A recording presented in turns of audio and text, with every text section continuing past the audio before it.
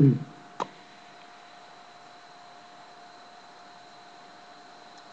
y a beaucoup de mitzvot. On trouve ça dans toutes les mitzvot qui sont mukbalot bazman. Toutes les mitzvot sont limitées dans le temps. On trouve toujours un din selon lequel, dès qu'entre l'heure de l'accomplissement de la mitzvah, on ne peut plus faire certaines activités, comme par exemple manger, prendre un repas, ou faire un travail manuel minutieux, ou commencer à étudier. Par exemple, on trouve ça dans Bdikat Hametz. Vous vous rappelez, dans la mitzvah de rechercher le Hametz, l'avant-veille de Pesach, on trouve là-bas ce din qu'à partir de Tzeta Kochavim, même une demi-heure avant, d'après certains poskim, comme le Mishnah Berurah qui ramène au nom du Rachal, qu'à partir d'une certaine heure, on ne peut plus commencer certaines activités comme prendre un repas, commencer un travail manuel, etc., de peur qu'on s'étende dans cette activité et qu'on en arrive à oublier la mitzvah à accomplir. Et bien il en est de même dans la Katnelot Hanouka. À partir de Tzeta Kochavim, à partir de la sortie des étoiles, on ne peut plus commencer à prendre un repas. On va expliquer c'est quoi un repas. On ne peut plus commencer à prendre un repas, on ne peut plus commencer à faire un travail manuel, etc. On ne peut pas commencer à étudier non plus. De peur qu'on soit pris par cette activité et qu'on en arrive à oublier, on va laisser passer l'heure et on va perdre la première demi-heure, et peut-être même plus, et on va oublier. Ils ont fait un guédé, ils ont une barrière. C'est-à-dire à partir de l'heure où tu peux accomplir la mitzvah, alors tu ne peux plus accomplir, tu ne peux plus commencer, tu ne peux plus entamer toutes ces activités-là. Le Mishnah Berurah ramène au nom du Maharshal, il y a aussi le Yosef Ometz, de Rabbi Yosef Yuzfa, alav shalom, qui dit comme ça, qui dit que, en vérité, cette barrière démarre pas seulement à l'heure de la sortie des étoiles, elle démarre même une demi-heure avant.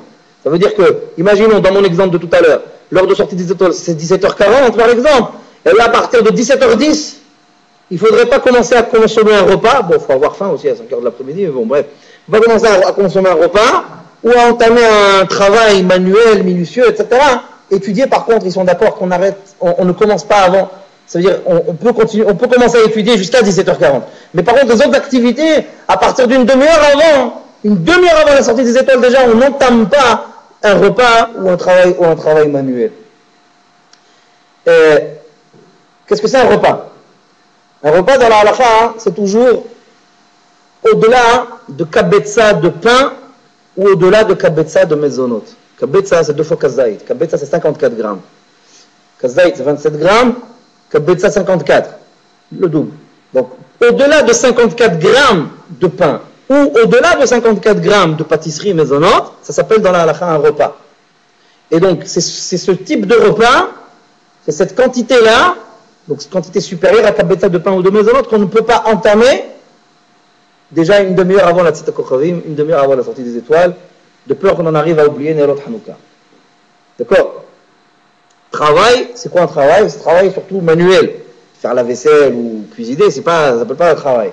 Travail manuel, c'est tricoter ou réparer, faire du bricolage par exemple, des choses comme ça. C'est ça un travail. Par contre, moins que 54 grammes de pain, moins que 54 grammes de mezonot, ou des fruits à volonté, ou de la viande à volonté, ou du poisson à volonté, ou des légumes, aucun issour, aucun interdit.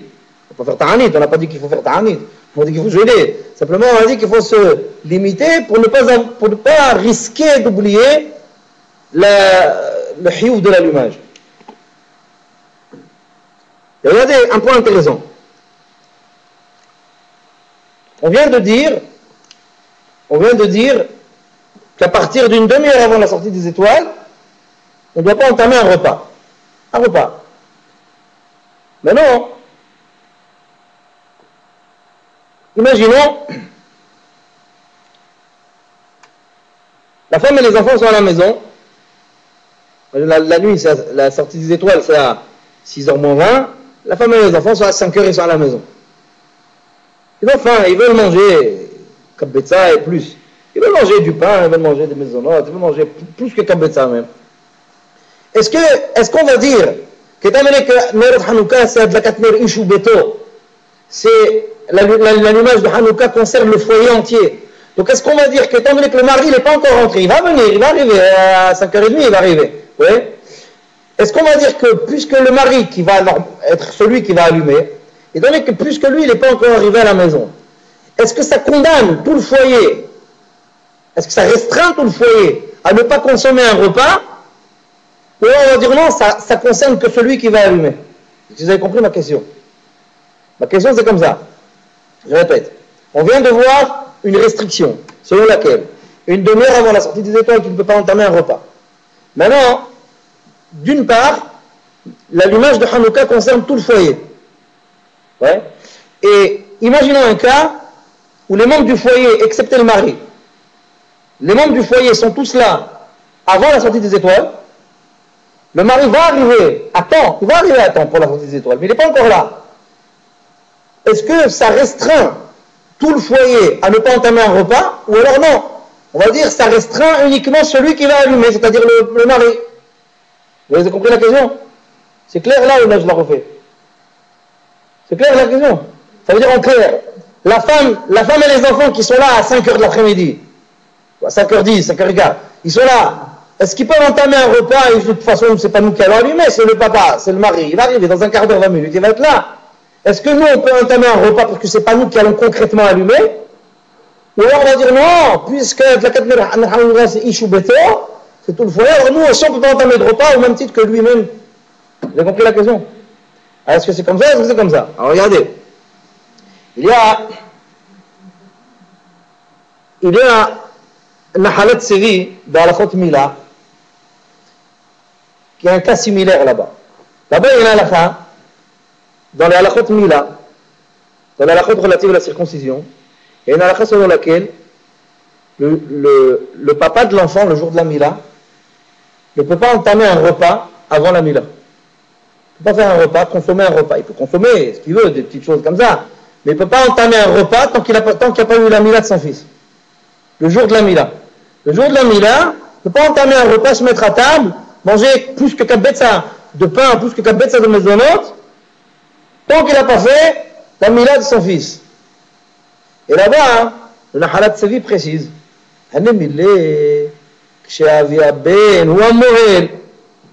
quand on dit que le papa ne peut pas entamer de repas le jour de la Mila de son fils, tant qu'il n'a pas réalisé la Mila de son fils, ce din existe effectivement lorsque le papa est le mohel lui-même, lorsque le papa circoncis lui-même son fils, comme un que je connais bien, ouais, quand le papa lui-même circoncis son fils. Mais lorsque, comme la plupart des gens le font, le papa délègue un mohel pour circoncire l'enfant, alors le papa n'est pas soumis à cette restriction de ne pas entamer de repas avant la mila du bébé. Eh bien, il en est de même pour Hanouka. La femme et les enfants qui sont là avant la sortie des étoiles ne sont pas du tout soumis à la restriction de ne pas entamer de repas avant l'allumage.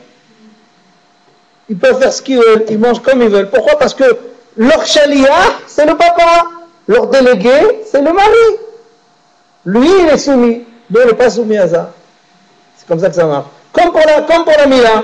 Comme pour la Mila. Si le papa n'est pas le mohel, il n'est pas soumis. Il risque pas d'oublier, parce que toutes les raisons, c'est pas lui qui va le faire. N'oubliez pas que toute la raison à cette restriction de ne pas entamer de repas, c'est de peur d'oublier. Ouais, c'est ça la raison. De peur d'être pris par là, on arrive à oublier. Mais c'est pas toi qui vas faire la mila.